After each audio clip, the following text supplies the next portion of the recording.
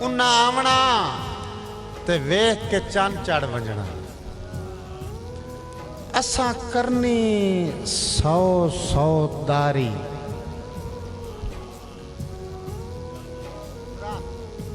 उन्ना आवना ते वेख के चंद चढ़ वंजना।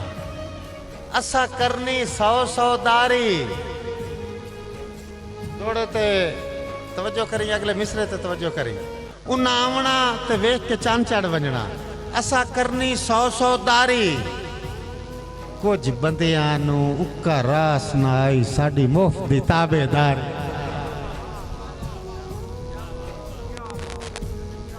कुछ बंदियां नू, सारियां नू नहीं, वो अस अंगली ते लिखे हो। कुछ बंदियां नू, कुछ बंदे सकला साहब एक ताड़ी होनी चाहिए। मैं क्योंकि जिन्ना समझिया उन्ना मारनी काई नहीं। कुछ बंदियां नू करास ना आई साडी मुफ्त दी ताबेदारी। और मेरी दुआ है कुछ बंदियां नू उक्का रास ना आई साडी मुफ्त दी ताबेदारी। और सानू कासिम संजना इंज छंडिया है, छंडिया है। सानू कासिम सजना इंज छड़निया है। एक वारी नहीं, ना ना ना, लख वारी।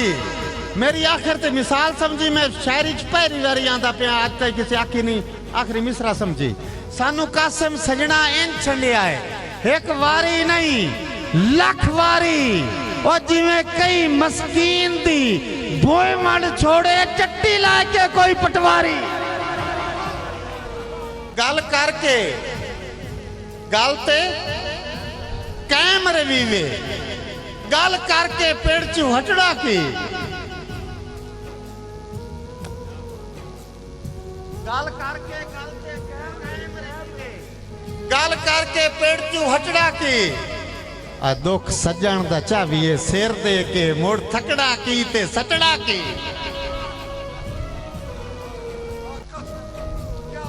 दुख सजन दा चावीए राणा साहब, दुख सजन दा चावीए सिर दे के मुड़ थकड़ा की ते सटड़ा की। हंजू अखी दे विच पे रोज गुती वेण मुड़ रोवना की ते झटड़ा की।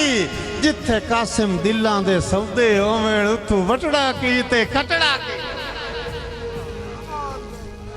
को तूर ते लगी हो या ताड़ी मार यार। मैं को कदन शेर मारना है। मैं तो मेरी ड्यूटी पूरी हो गई जाए मैंने सदया। मैं तो हुणे सटे छाड़ के हाफिज हाफिज आकिब नू पढ़ूंगा। समझा है? हाफिज आकिब 97 इंद वैसे ताड़ी मारे कीता है। इस हिफ्स कीतो है। सही को तूर ते लगी हो अग दी सौ। अग एक पासे तू एक पासे। ऐदू वेखे ना दौड़े लिखण दा बार।